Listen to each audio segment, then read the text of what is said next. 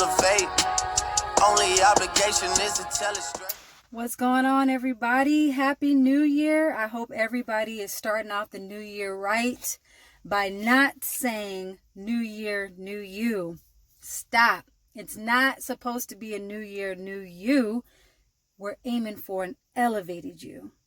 And I'm going to talk to you guys just a little bit about my 3 steps that I think about when approaching something new, like a new year, new season, and trying to basically gain a new footing, be, re-energized into doing something. And there are 3 main things that I kind of want to share with you guys. So first thing, when we are approaching something like a new year, it's a new season. It's so symbolic of the renewance of something. And so as we approach this time, because now we're here, we want to start thinking about what are things that I want to do that's going to better the next thing, that's going to better this year and maybe prepare for the next after that. And so one of the things that I like to focus on is, 1, figuring out the things that may have held me back last year.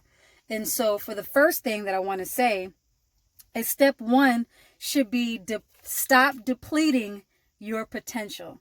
Now, what do I mean by stop depleting your potential?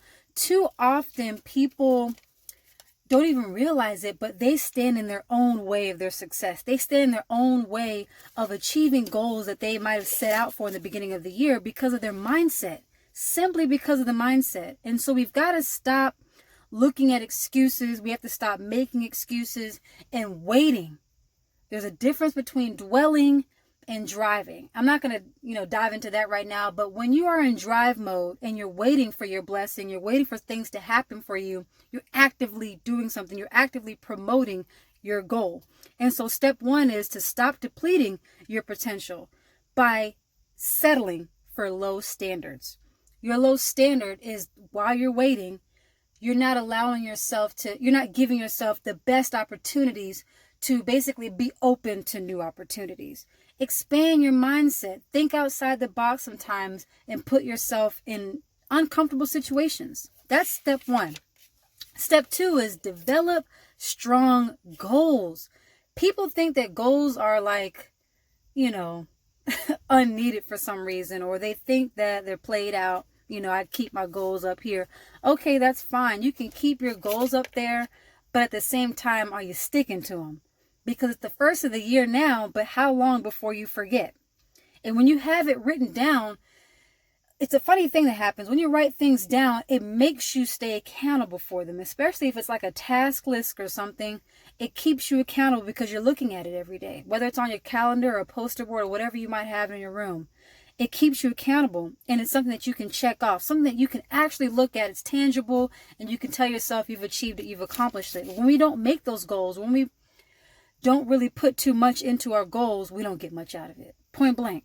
So develop strong, realistic, attainable, and measurable goals. That's important. You have to be able to measure those goals, give yourself a realistic timeline, and give yourself a realistic goal that you can achieve, and make sure it's elevated. Each goal should be growing on top of each other. Like, it really should be elevated each step of the way so you can maximize. Now we're getting to a point where you want to maximize your potential, maximize your skills and abilities, because that's what elevation is about. And that's what you want to ultimately achieve, excellence and success. And the ways that you get there is by capitalizing on your potential.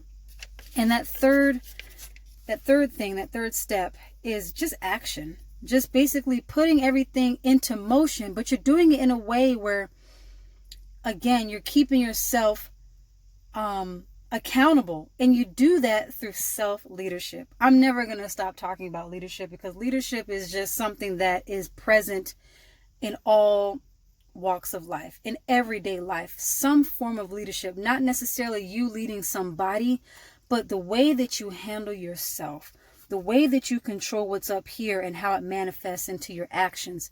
That is self-leadership. So through self-leadership, you're going to keep yourself accountable. First, you're going to set those goals.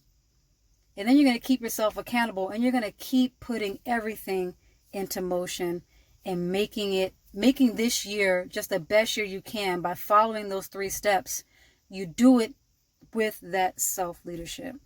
So God bless to everybody's journey, and I hope that everyone is starting off their new year doing exactly what they want to do and making those strong goals and going after it. Elevate, elevate.